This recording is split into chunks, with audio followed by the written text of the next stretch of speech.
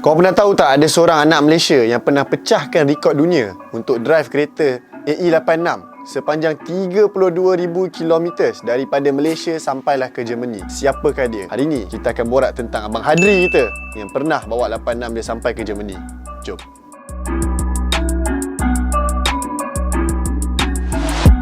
Engku Muhammad Hadri bin Engku Hassan, berumur 37 tahun ni. Dia berasal daripada Taman Molawati Kuala Lumpur.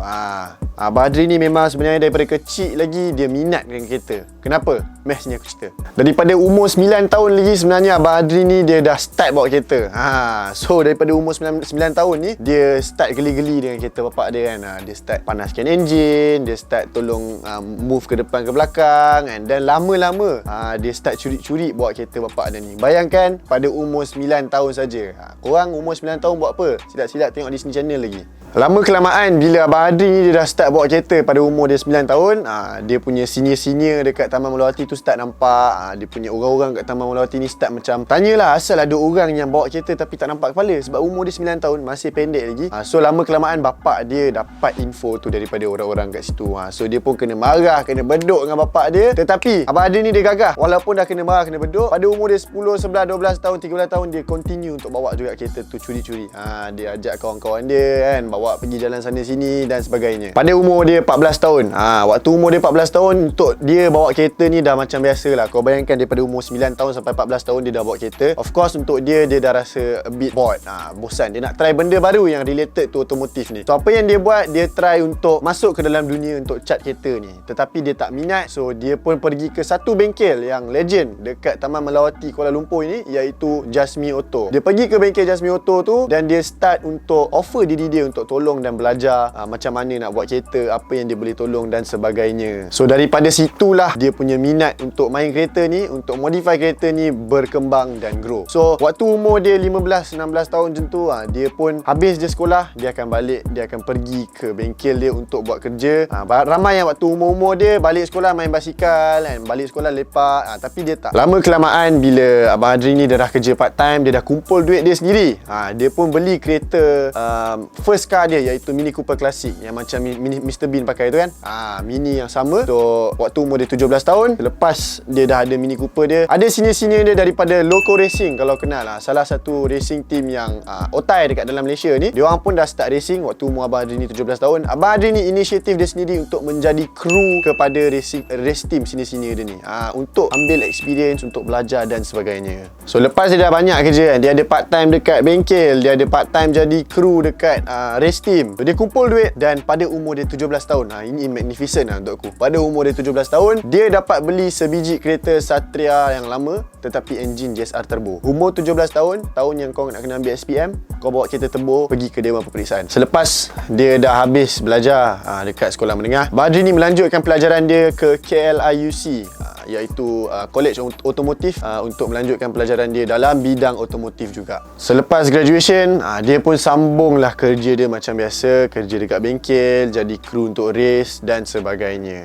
Tetapi ada benda yang menarik terjadi pada umur dia 23 tahun. Pada umur dia 23 tahun, dia dapat offer untuk kerja di Dubai, overseas, kerja di Dubai sebagai interior designer. Aku tak tahu macam mana daripada aliran otomotif dia boleh tukar bidang ke interior designer punya bidang. Tetapi itulah cerita dia. So bila Abang Hadri ni pergi ke Dubai, zaman tu adalah zaman social media Friendster. IG semua apal semua tak ada Friendster saja. So dekat Friendster ni lah Abang Hadri jumpa jodoh dia.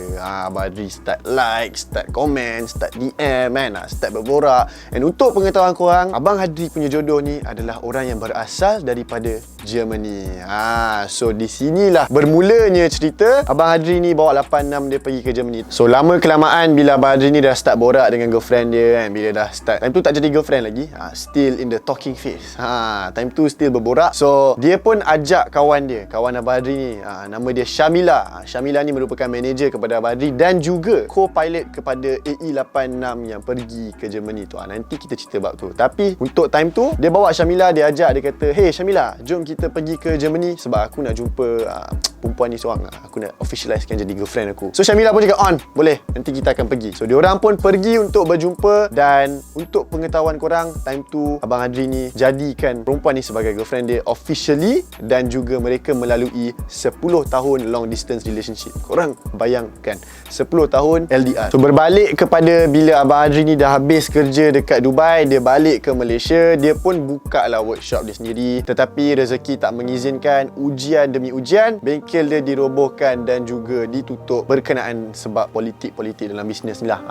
Tapi time tu Tuhan bawakan rezeki untuk jumpakan Abang Adri ni dengan rezeki. Dia jumpalah dengan Abang Ali Kopa. Korang tak kenal siapa Ali Kopa? Ali Kopa aku pernah buat video dia dekat channel kita. So kalau korang nak tengok, bolehlah Roger kasih search pasal Abang Ali Kopa kita. So Abang Adri ni dia jumpa Abang Ali since tahun 2015. Dan untuk pengetahuan korang, Abang Adri kita ni adalah kolektor kereta. Dan pada umur dia 29 tahun, dia dapat collect satu biji AE86 lah. Dan AE86 itulah yang dia bawa pergi Germany. So bila Abang Adri kita jumpa dengan Abang Ali ni, time tu adalah zaman yang kira boleh cakap downfall kepada Abang Adri ni lah. Bisnes tutup kan, semua rezeki tak sampai dan macam-macam lagi. Abang Adri ni pun melepak lah dengan Abang Ali ni untuk luahkan perasaan dia, nak cerita dia stres semua. Dan Abang Adri luahkan dekat Abang Ali, dia kata, Ali, aku rasa aku nak pergi travel kan, bawa AE86 aku ni kan. Dan time tu Abang Adri ni kira gurau-gurau je lah dengan Abang Ali. Tapi Abang Ali adalah seorang yang serius. Dia ambil benda sangat-sangat serius. So dia kata, boleh, tak ada hal, kita akan guna nama dia Travelog untuk bawa kereta kau pergi ke Germany. Cari sponsor semua, jangan risau, Abang Ali boleh settle kan. So plan yang Abang Ali reka cipta untuk Abang Adri ni adalah untuk Abang Adri ni bawa kereta dia, bawa E86 melalui darat dan stop dekat certain countries untuk jumpa grup-grup 86. Di samping bawa nama Retro Evoque tu sendiri untuk bawa ke persada dunia. Dan last kali sampai ke Germany, masuk Nürburgring, promotekan visit tourism Malaysia. Dan akhirnya kahwin dengan jodoh dia, iaitu yang berasal daripada Germany tu. Itulah plan dia sebenarnya yang Abang Ali dan Abang Adri reka ciptakan. Abang Ali dan Abang Adri siapkan proposal untuk promote dekat tourism Malaysia dan untuk mendapatkan sponsor. Dan pada tahun 2019, dreams become reality. Benda semua dah approve, tinggal nak jalan saja. Tapi kena jalan tahun 2019 juga. Disebabkan Abang Ali Kopa ni, Abang Adri dapat sponsor daripada tourism Malaysia, dapat sponsor daripada FTU, daripada Roaming Man, dan dapat support daripada Daijiro Inada, dapat support daripada Akira Ida dan juga daripada Retro Evoque. Dapat banyak sponsor, banyak support untuk Abang Adri teruskan perjalanan dia. Bila plan menjadi, Abang Adri ni jumpa Syamila dan bagi tahu dia, Syamila, jom kau jadi co-pilot aku untuk pergi bawa 86 ni sampai ke Germany. Dan Syamila pun agree. Dan pada waktu tu juga, Abang Adri ada seorang kawan yang bernama Man. Man ni seorang pomen, seorang mekanik, tetapi sangat-sangat loyal, kawan yang sangat-sangat baik kepada Abang Adri. Dan seorang budak Felda yang tak pernah pergi keluar negara. So Abang Adri in good faith dia nak bawa kawan dia Man ni untuk jadi mekanik sepanjang dia punya travel daripada Malaysia ke Germany. Itulah 3 orang yang memecahkan rekod Malaysia daripada Malaysia ke Germany. Abang Adri, Syamila dan juga Abang Man tu. Hello guys, so aku nak kongsi dengan korang hari ni. Hari tu bateri kereta aku kong. Aku dah blur, tak tahu nak buat apa. Lepas tu aku teringat bateri ku ada satu apps, and then aku gunakan apps tu untuk prepare kereta aku yang bateri kong ni. And then hero-hero dia datang betul-betul cepat. Memang mantap. So kalau bateri korang kong, gunalah apps bateri ku. Dia orang sampai, tak kira dekat mana guys. Memang laju.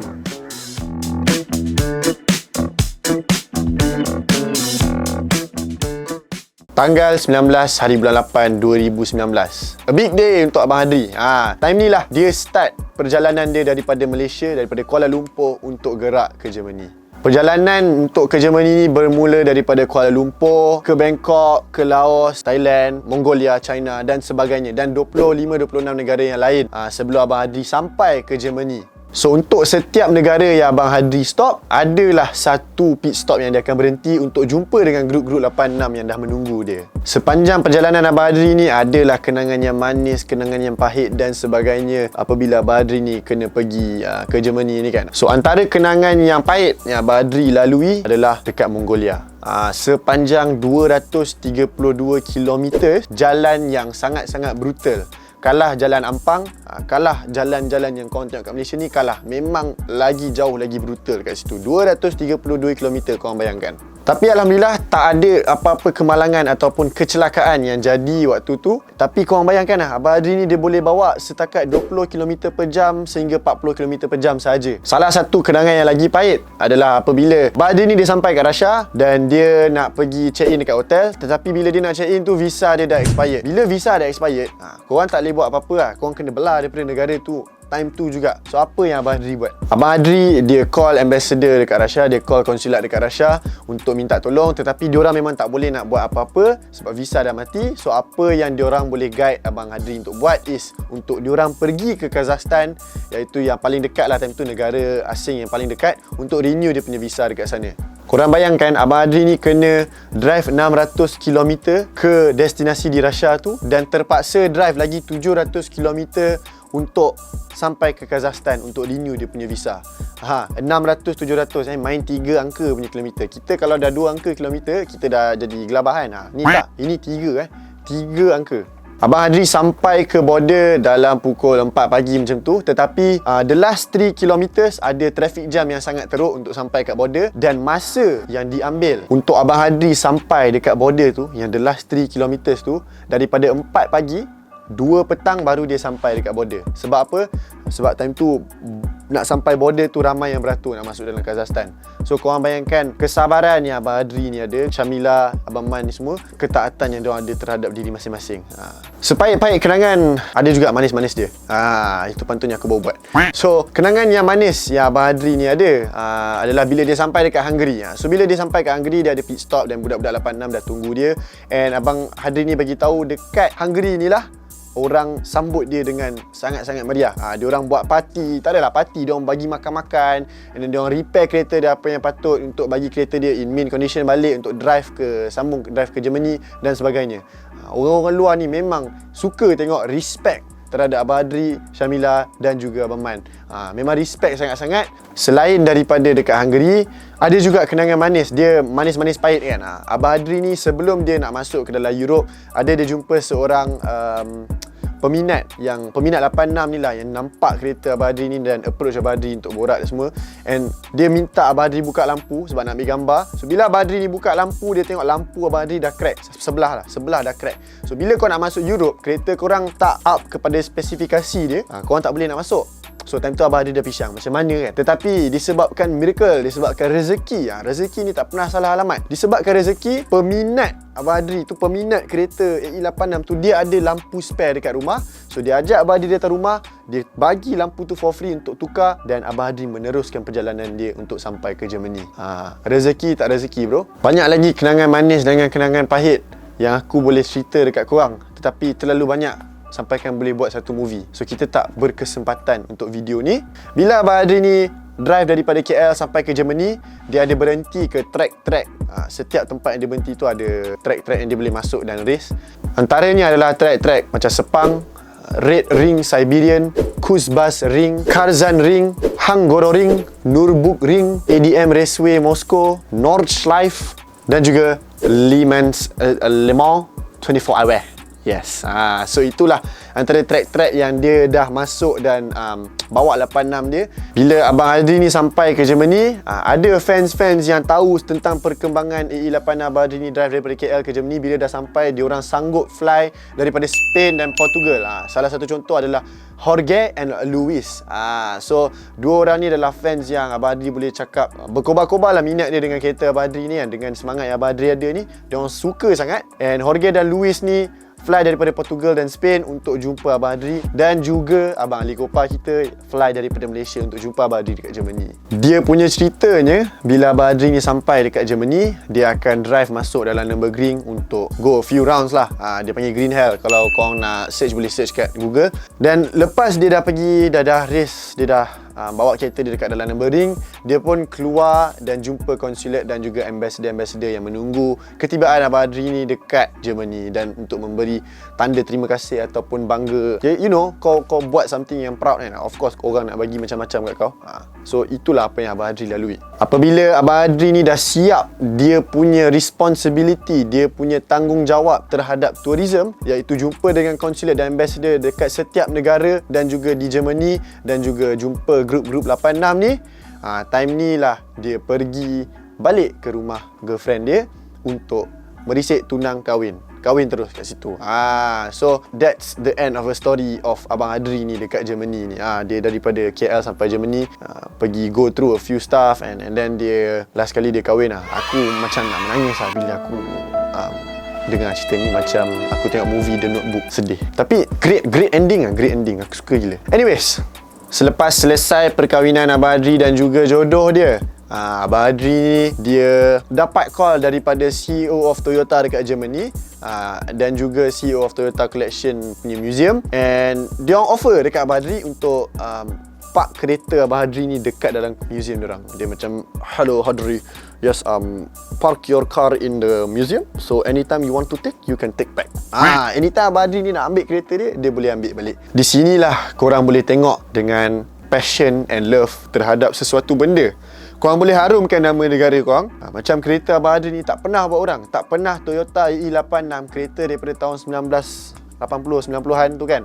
Kereta yang lama, drive daripada KL sampai Germany without any major breakdown. Tak ada apa-apa major breakdown yang berlaku. Benda ni tak pernah dibuat orang.